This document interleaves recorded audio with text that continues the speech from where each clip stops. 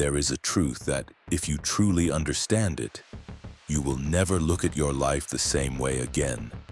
A truth that makes every pain you have endured, every loss you have cried over, and every moment you have asked, "Why me?"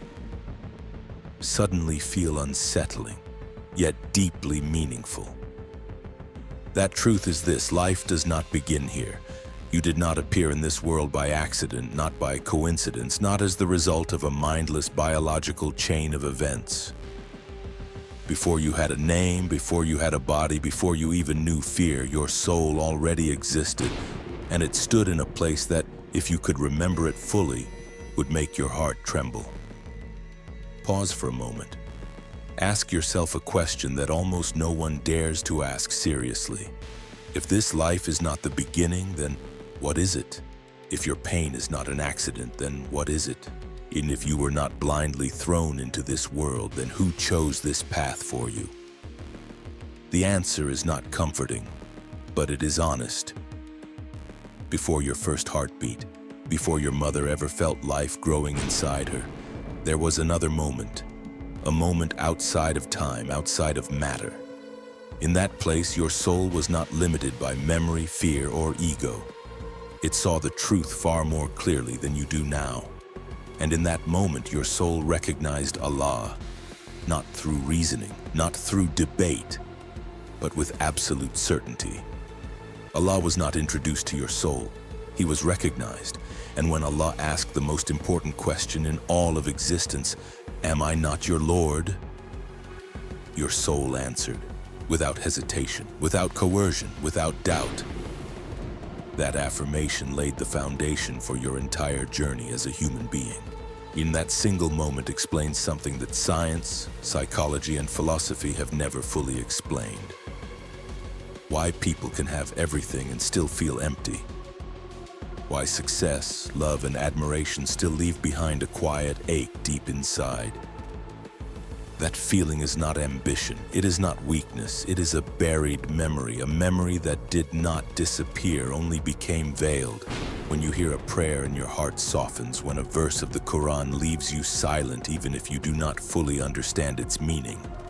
When you feel an unexpected calm in the middle of chaos, that is not a new emotion, it is resonance. Your soul is recognizing what it already knew. Human beings do not learn to believe in Allah from nothing. They remember Allah. And this is where the story of prophetic history explained begins. We do not merely retell history, and we remind you of something you once knew but that worldly life has covered over. If this opening touches something deep within you, if you feel an invisible thread pulling your mind closer to the truth, subscribe to Prophetic History Explained right now. Your support gives us the strength to continue creating content not just to be heard, but to awaken. People often think faith is something imposed from the outside by family, society, or education. But the truth is far more unsettling. Faith is not something you were forced to carry. It is something you once accepted. And that is precisely why worldly life is a test. Because if you fully remembered that moment, if you still saw what your soul once saw, obedience to Allah would no longer be faith. It would simply be memory. That is why human beings are born in a state of forgetfulness, not as a punishment, but as a gift. A veil that turns every prayer into a choice, every return to Allah into a meaningful act, every step of faith into a decision, not a reflex. This forgetfulness is also why people can deny Allah but never fully escape Him. You may reject Him intellectually, but you cannot completely silence the deepest call in your heart, because it was not installed later, it was there before you even knew who you were. And this is only the beginning. If you think recognizing Allah was the only covenant your soul accepted, then you are underestimating the journey you yourself agreed to take. Everything you are living today, your circumstances, your trials, your relationships, your pain, originates from a much deeper truth. The real question is not whether Allah exists. The real question is how you once knew Him, even how you forgot. If the first part of the journey is recognition, then the next part begins in a place far more difficult to accept. Testing, not as an accident, not as an unexpected punishment, but as a reality that was seen, understood, and accepted in advance. Worldly life, with everything that exhausts and confuses people, was never meant to be a place of permanent comfort. It was meant to be a place of verification. People often ask, well, why is life so unfair? But that question assumes that the world was created to provide comfort. The truth is different. This world does not operate by human standards of convenience. It operates by the standards of spiritual growth. And those two rarely align. Before entering physical life, the soul understood that absolute justice does not belong here. Here, everything is distributed unevenly. Opportunity, health, wealth, intelligence, circumstances. And it is precisely this imbalance that creates the test. If everything were equal, there would be nothing to choose, nothing to overcome, and nothing to prove. Trials do not only come in the form of suffering. Many people mistakenly believe that only those who are poor, sick, or grieving are being tested. In reality, the most dangerous tests are often disguised as blessings. Power can reveal hidden injustice. Wealth can expose greed and ingratitude. Fame can cause people to forget their limits. Some people do not collapse in hardship, but lose themselves in abundance. That is why worldly life never stays in one state. Ease and difficulty alternate like waves. When things go well, people are tested in gratitude. And do they recognize the source of the blessing, or do they credit only themselves? When things become heavy, people are tested in patience. Do they hold on to faith or allow resentment to erode their hearts? No trial is random, and no trial exceeds a person's true capacity. This is not a phrase meant to comfort emotions. It is a deep principle. Every difficulty you face was once seen from another perspective, one not clouded by fear or despair. That is why the feeling of "I cannot endure this anymore" often reflects not a real limit, but a forgetting of why you are here. Another thing that leads people astray is judging a trial too early. Humans want immediate meaning for every event. But this world was not designed for answers to appear at the same time as questions. Some meanings only emerge years later, sometimes only when looking back from a great distance. Losses that seem meaningless may have kept a person from a far more destructive path. Painful failures may have been boundaries protecting the soul from spiritual ruin. Trials are also not purely personal. They involve how you treat others under pressure. Who do you become when you are treated unjustly? How do you act when you have the power to harm without consequence? What do you preserve when no one is watching? Those moments, though small, are where the real test takes place. Most importantly, worldly life never tests a person alone. Every hardship comes with access to help, whether it is recognized or not. Sometimes help comes through the advice of another person, sometimes through a verse you happen to hear, sometimes through the strength to endure one very long day. And the solution may not always be obvious, but it always exists. When life is seen as a test that was already accepted, everything changes. Easy days are no longer taken for granted. Difficult days are no longer proof of abandonment. Every situation becomes a question being asked, and every response becomes an answer being recorded. Worldly life, then, is not a place to measure human worth by achievement, but a place to reveal who a person truly is. Not what you have, but who you become when you gain and when you lose. Not how much suffering you avoid, but what you learn from what cannot be avoided. When this understanding settles in, a quiet transformation occurs. People stop asking, "When will things get easier?" and begin asking, "What am I being taught here?" At that moment, the test no longer feels like meaningless weight. but like a path for the soul to advance step by step through a world designed not to indulge, but to refine. There are questions that follow people throughout their lives, even if they are rarely spoken aloud. Why was I born into this family and not another? Why did I grow up with scarcity while others had everything? Why do I struggle with faith while others seem guided so easily? These questions often carry a sense of injustice, as if life dealt its cards unevenly. But here, a deeper truth begins to emerge. Circumstances are not blind impositions, they are chosen learning environments. Family is not just where you are born, it is the soul's first classroom. Some are raised in an environment of faith where prayer is routine and the Quran is woven naturally into daily life. That is not merely an advantage, it is a responsibility. In those given light early are expected to see more clearly, go further, and set an example for others. Being born into such an environment is not the destination, it is the starting line of a more subtle test. Others are born into families where faith is faint, dismissed, or even rejected.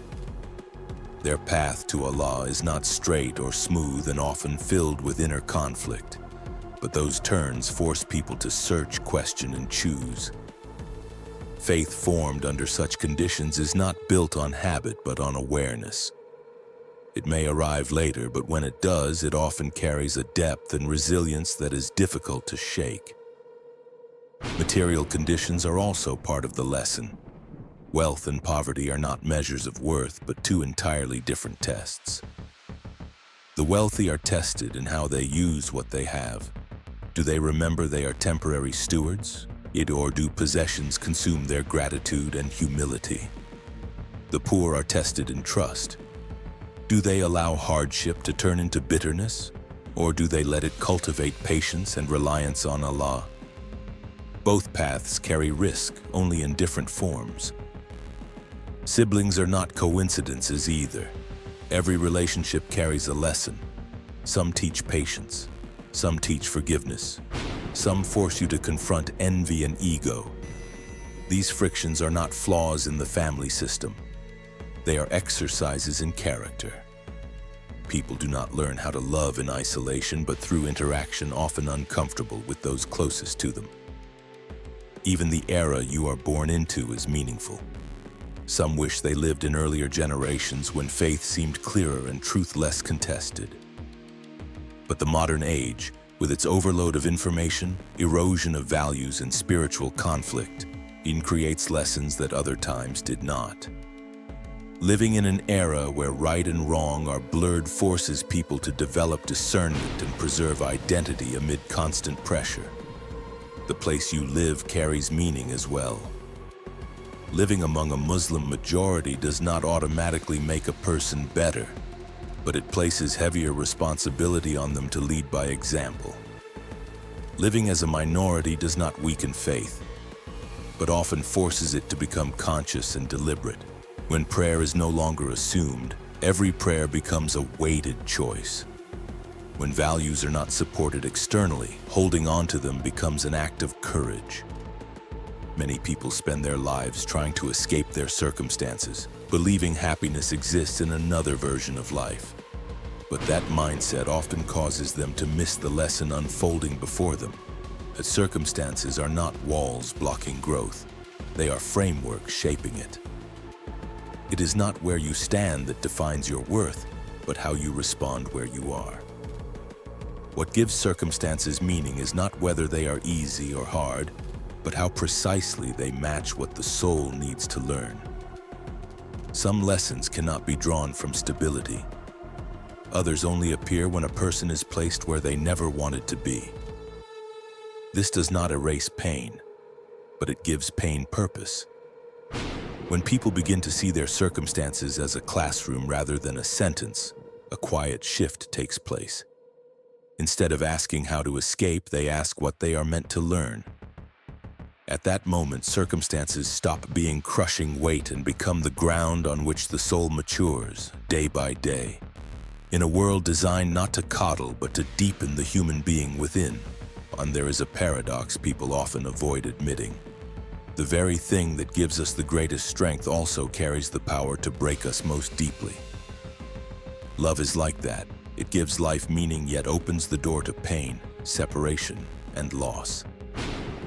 And this was never outside the plan. Emotion is not a design flaw. It is a core part of the journey the soul accepted. Human beings were not sent to the world as cold, purely rational beings. They were given the ability to form deep attachments to parents, siblings, friends, spouses, and children.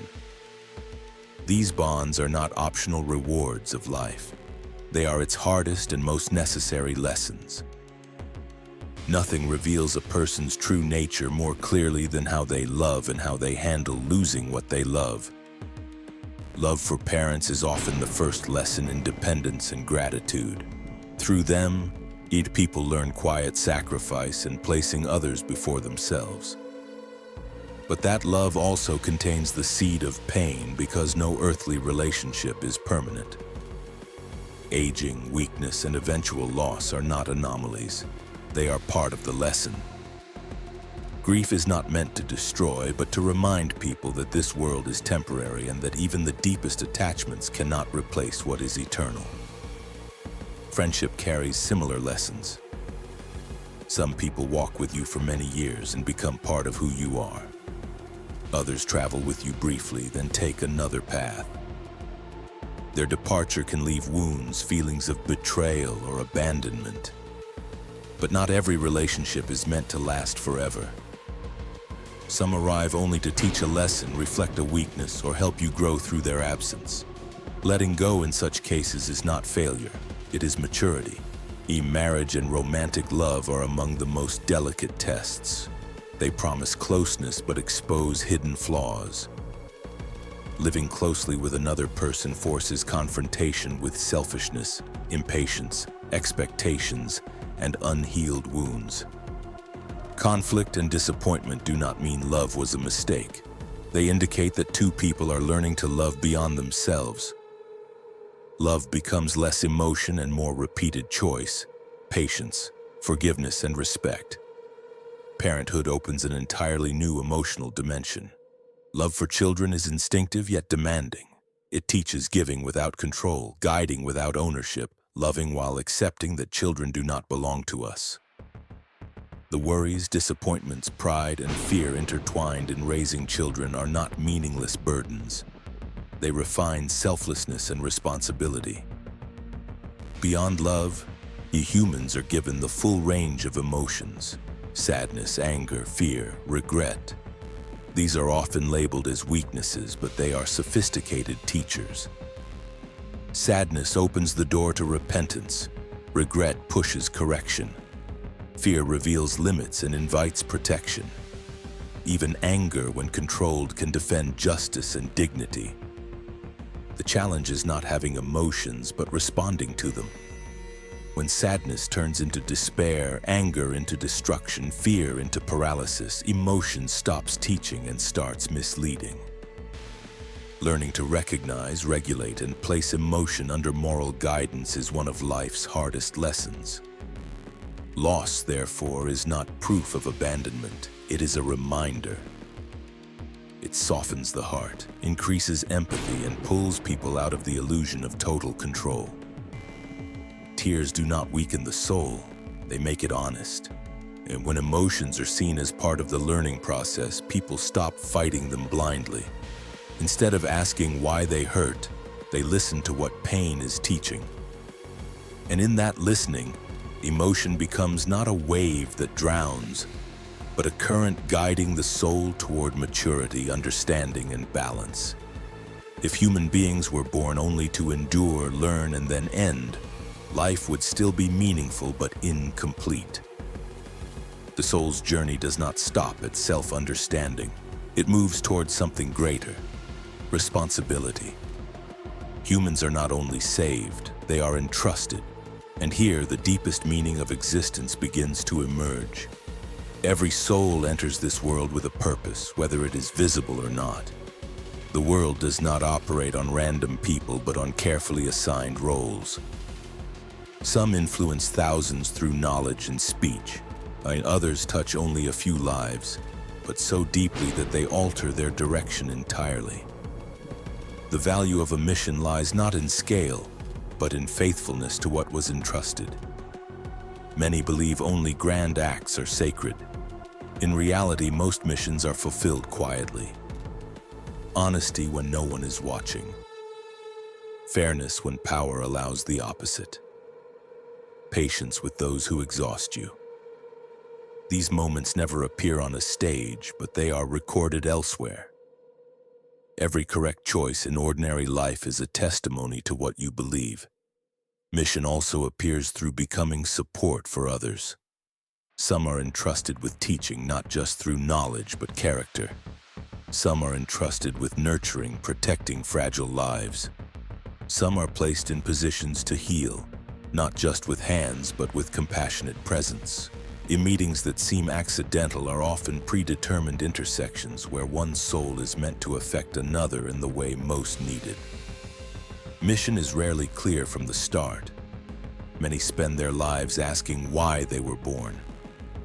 Sometimes the answer does not come as a definition, but through repeated placement in certain roles.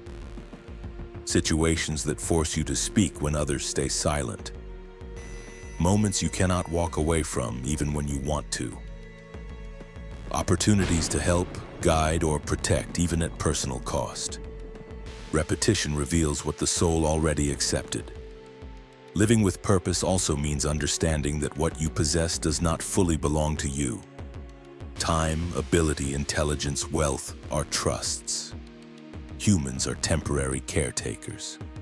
How they use what is given reflects their awareness of responsibility.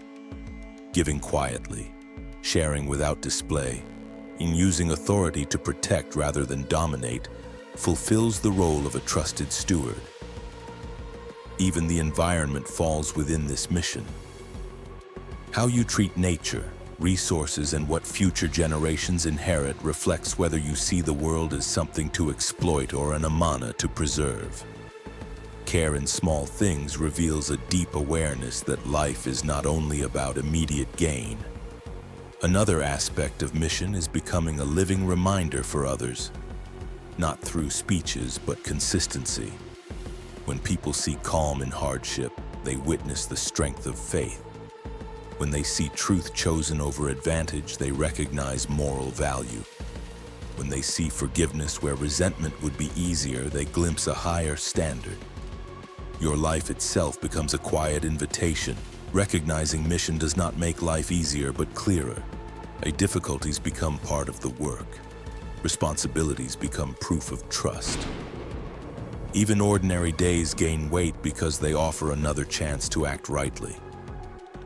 When life is lived with role awareness, it stops being a series of random events. It becomes a directed story. Every action, every decision is measured against one silent question.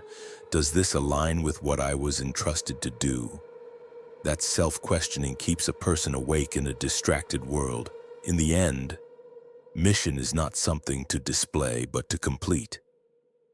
When the journey closes, what remains is not reputation, but how life was used. And in that quiet moment, the soul will realize that every trial, choice, and effort was aimed at one goal. Living true to what was accepted and fulfilling a role within a larger order once trusted and entered. And the deepest lesson in all of this is simple. You have dignity. You have purpose. Your life has weight. You are not a small creature thrown into a cold universe. You are a soul that once stood before Allah, recognized the truth, and accepted life in a testing world to refine yourself and serve something greater. Applying this does not require changing everything overnight. It begins small. More patience in hardship, more honesty in choice, more kindness in treatment, more awareness of responsibility. Every time you choose what is right when it is not easy, you live in alignment with the soul's covenant. Every time you stand firm when you could collapse, you take another step on a path you yourself chose. If this content causes reflection, if it feels less like a story and more like a reminder of yourself, join the Prophetic History Explained community. Here, you will continue exploring the lives of the prophets, the deeper meanings behind major moments of faith, and how these truths apply directly to modern life. And remember to subscribe to Prophetic History Explained to support us in continuing to create thoughtful, meaningful content that does not just entertain but awakens, challenges, and transforms the way we live.